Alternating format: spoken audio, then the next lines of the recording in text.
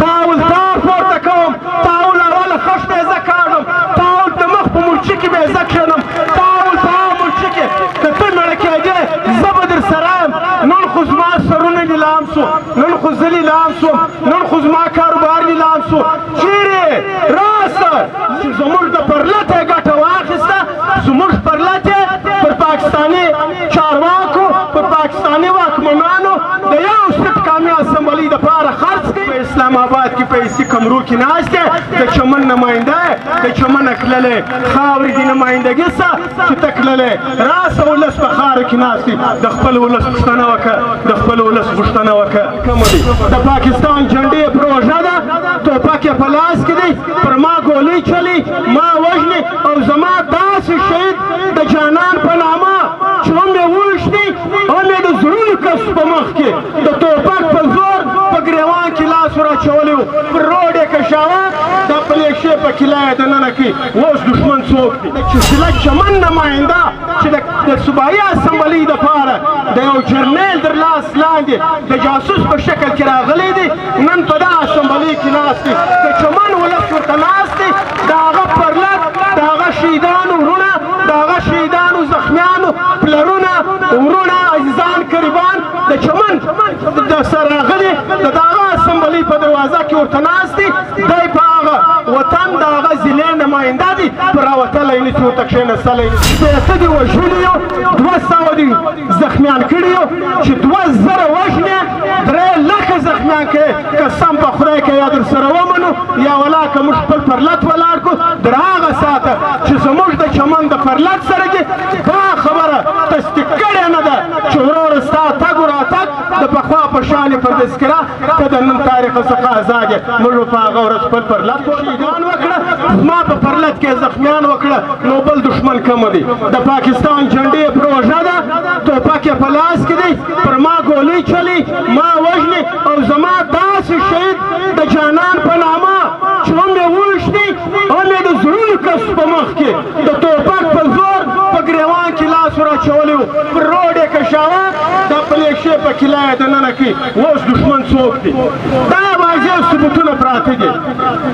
واضح ثبوتونه دا پراته دي چې د دې قوم سره یو پلانینګ تحت دا دښمني په مخه اخیستې ده. داسې نه ده، یو پلان دا جوړ کړی دی، د هرې خوا ته وایې، د هرې خوا د ده پر هر هغه کار باندې ستا حمله ده، د ده کاروبار باندې ستا حمله ده. موږ سره د دې پرلت په ناسته کې داسې پېښې وشوې چې د چمن هغه کاروباري مارکیټ چې د کاکړانو د منډۍ په نامه یادېده، دې ته اور ولګېدی، ټوله سرمایه د پښتانه قام پکښې وه. دا کس نسو معلوم چې په کندهار کې کم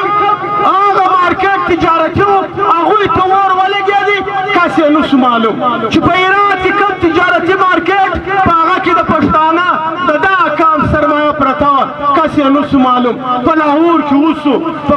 په کوټه کې اوسو، په کراچي کې اوسو، ستا په هر بازار کې د پښتانه پر هغه کاروباري مارکیټ باندې هم اور لګېدلی دی، د دې قام سرمایه بدل سوې ده، کس یې نه معلومېږي. دا قام په ګولۍ ویشتل سوی دی، د دې قام په زرګونو نه په لکونو شهیدان یې ورکړي دي، د دې قاتل نه دی معلوم. که موږ دا خبره وکړو چې د پاکستان په ازادۍ کې تر هر چا ډېر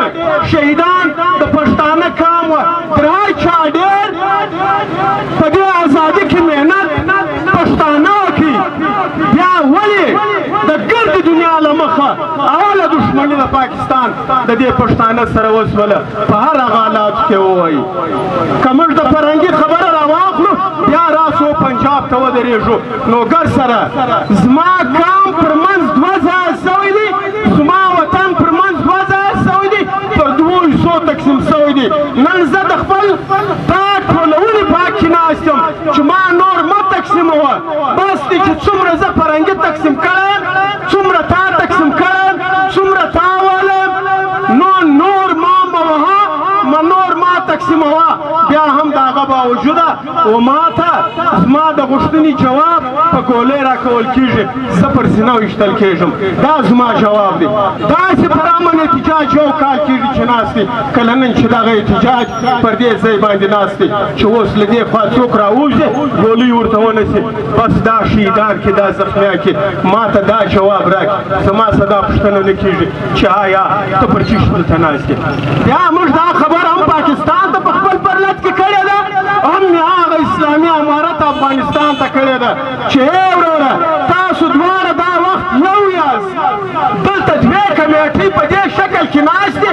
چې دا د جرنلیست کمیټې دي یوه پاکستان چلوي یوه افغانستان د اسلامي امارت په نامه چلوي دا دواړې کمیټې د یوې ځالګۍ د یوې غاړې سره راوځي پر پښتانه قام باندې ظلم مسلطه کړی دي هغوی ته موږ دا خبره کړې ده چې وروره دواړه راسئ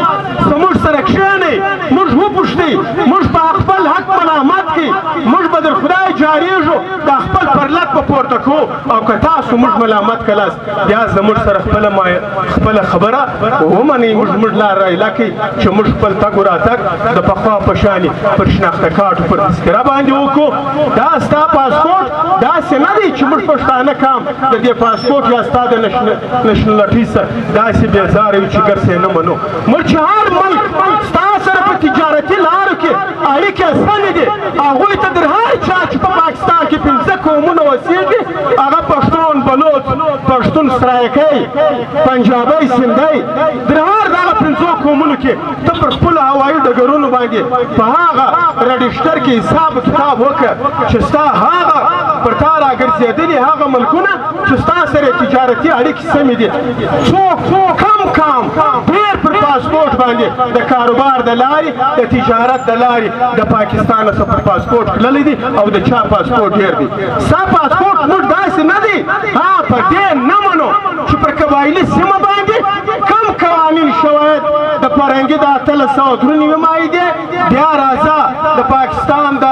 1940 څخه بیا راځه تر نن تاریخه پورې چې کوم هغه حدود ودی ته پروت دي هغه قبایلي سیمه چې په قبایلو لیکل سوې ده قبایل په یو صورت نه ستا پاسپورټ منې نه پر پاسپورټ ستا سره کښېني او خصوصا زموږ د چمن پرلط په یوه طریقه ستا سره نه پاسپورټ منو نه موږ د لیکې هغه غاړې ته پر پاسپورټ باندې ځو موږ پر شناخته کارټ پر تذکره د تاسو لار غواړو لس نه شپېته دي وژلي یو 200 دي زخمیان کړي یو چې 2000 وژنې 3 لکه زخمیان کړي قسم په خدای که یا در سره ومنو یا ولا که موږ خپل پرلط ولاړ کړو در هغه ساعته چې زموږ د چمن د پرلط سره کې دا خبره تصدیق کړې نه ده چې وروره ستا تګ و راتګ د پخوا په شانې پر تذکره ته د نن تاریخ څخه ازاد یې موږ به په هغه ورځ خپل پرلط پورته کړو که چیرې ته په دې کې نور څه داسې وینې بیا راسه موږ سره کښېنه د ولس په مخ کې را سره کښېنه پاکستان دې هم را سره کښېني مجلس دې وکړي موږ دې په ډیورین کرښه قبایل په دې شي ملامت کړي موږ به خپله درنه پورته کړو خپل پرلط به پورته کړو افغانستان ته هم دا خبره کړو چې وروره تا ته هم خواست کړو ته هم را سره کښېنه موږ ملامت که موږ پرلط پورته کوو که چیرې موږ پاکستان ته هم ملامت کې په خپله خبره کې افغانستان ته هم ملامت کې بیا پر دواړو ریاستو موږ دا حق لرو چې موږ ته خپل هغه حقیقي غوښتنه په ډېر اسانه طریقه راکول شي نور خو هېڅ نشته د وطن د نمایندګانو څخه له موږ تمه ختلې ده ځکه په دې باندې ختلې ده چې زموږ د خپل ښار د ضلع چمن نماینده چې د صوبایي اسمبلۍ دپاره د یو جرنیل در لاس لاندې د جاسوس په شکل کې راغلی دی نن په دا اسمبلۍ کې ناست دی د چمن ولس ورته ناست دی د هغه پرلط د هغه شهیدانو وروڼه د هغه شهیدانو زخمیانو پلرونه ورونه عزیزان قریبان د چمن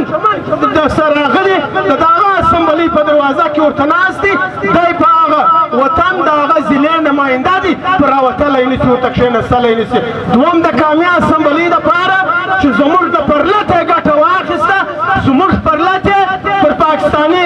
چارواکو پر پاکستاني واکمنانو د یو سټ کامې اسمبلۍ دپاره خرڅ کړي نن هغه ته دا خبره کوو چې راسه ستا ولس تا ته ناست دی راسه دلته ناست دي راسه غور یې وکړه د هغه شهید ورور دلته ناست دی چې دا پاکستاني واکدارانو په ګریوان کې لاس ور و پر دروډ یې کشاوه په کیله یې دننه کاوه راسه نن د هغه پلاره پوښتنه وکړه راسه نن د هغه وروره پوښتنه وکړه راسه نن د هغه شهید د بشیصه پوښتنه وکړه راسه نن یې په مابینځ کې کښېنه تاول تا پورته کوم تاول اوله خښته یې زه کاږم تاول د مخ په مورچې کې به یې زه کښېنم تاول په هغه مورچې کې که ته مړه کېدې زه به در سره یم نن خو زما سرونه نیلام سو نن خو زه لیلام سوم نن خو زما کاروبار نیلام سو چیرې راسه زه شهید سوم زه مړ سوم زه هدیرې ته ولاړم زه ښخ سوم زما پاتیا واخیستل سوه ستا در اوسه درک نسته ته راغلی نه یې په اسلام آباد کې په ایسي کمرو کې ناست یې د چمن نماینده یې د چمنه تللی خاورې دې نمایندګي څه چې ته تللی راسه ولس په خاورو کې ناست دي د خپل ولس پوښتنه وکړه د خپل ولس پوښتنه وکړه که د صوبایي اسمبلۍ نمایندګي ده که د قامي اسمبلۍ نمایندګي ده دواړو سر په اخبر کې اچولی دي خپل ولس جم پاته دي خپل ولس یې میر دي کور مودان خوشحاله اوسي ژوندي اوسي زموږ بیا دا خبره ده وروره دا یوه خبره په زوره را سره بدرګه کړي په ډیورنډ کرښه پاسپورټ پر ډیورنډ کرښه پاسپورټ په زوره په واوره پر ډیورنډ کرښه پاسپورټ پر ډیورنډ کرښه تګ راتګ پر ډیورنډ کرښه تګ راتګ خوشحاله اوسئ ژوندي اوسئ آباد اوسئ